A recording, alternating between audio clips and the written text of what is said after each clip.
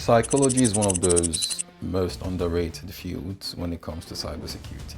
I don't know why people don't talk about psychology enough and its influence in cybersecurity. Some of the people that would make the best cybersecurity experts or professionals are actually psychologists, mainly because a lot of things in cybersecurity are actually rooted in psychology. For example, hacking. When you're trying to crack a password, one of the things that would make your cracking really efficient or effective is gathering enough information about your target to the point where you can create a dictionary for that target or around that target.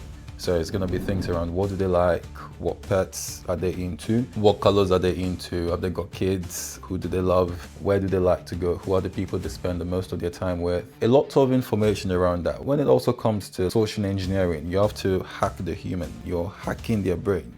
You're trying to get into their head. You're looking for their weaknesses, or you use things like familiarity, or you act like somebody they know, you act like you're from somewhere they're from, you act like you like what they like, and so on. You can also use fear. You make them fear losing their job. Something like, all right, I'm calling from the head office. I need this document or I need this transfer done.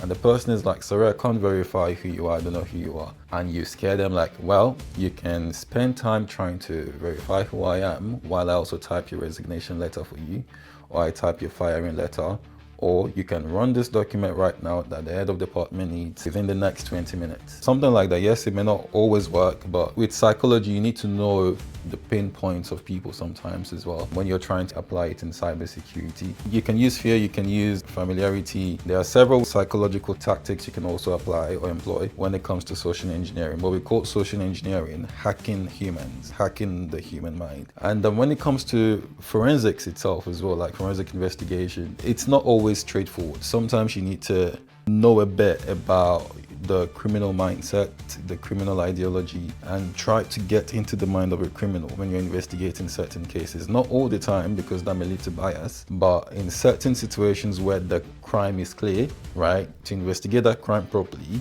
you need to get into the head of the criminal sometimes. What state of mind could they have been in? What could they be interested in? What is the pattern? And several things like that. So when you also get to the court and you want to present the case or present the evidence, you also need to apply or employ psychology, because you need to be likable. If you're coming in as an expert witness, people that have gone in as expert witnesses know what I'm talking about. You need to be likable, because if you're not liked, they may not even believe your testimony, no matter how credible you sound. If they don't like you, as a matter of fact, many researches show that likability many times would lead you to be considered credible.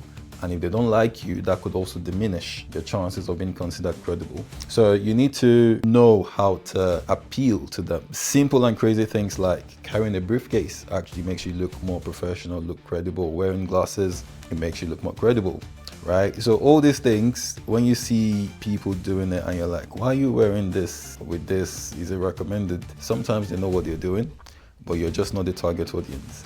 So leave them alone. Side note. But anyway, psychology is just that really underrated field that is needed in cybersecurity, that is employed every day, every time, that is not spoken about enough. So if you're in psychology and you're thinking about a field to cross into, you want to cross into tech, I think your skills would be really, really needed. They are really needed in cybersecurity, they are needed in forensics, they are needed in criminal investigation, of course, and so on.